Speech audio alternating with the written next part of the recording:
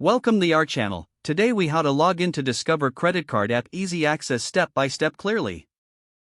Open your Discover Credit Card app on your mobile device.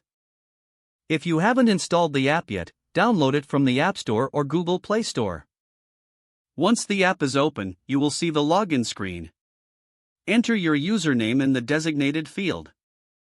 Make sure to double check your username for any typing errors. Next, enter your password in the password field. If you've forgotten your username or password, tap on the Forgot Username or Password link. Follow the prompts to reset your login information. After entering your username and password, tap on the Login button.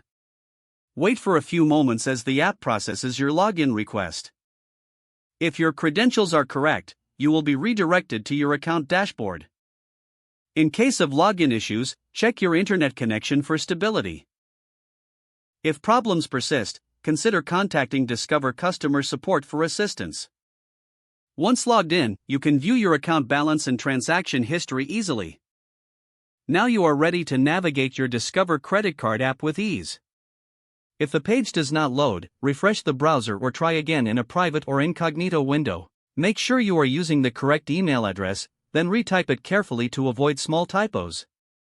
If your password is not accepted, use the reset option and create a new strong password you can remember. Check your spam folder for verification or security emails, then complete any requested confirmation steps.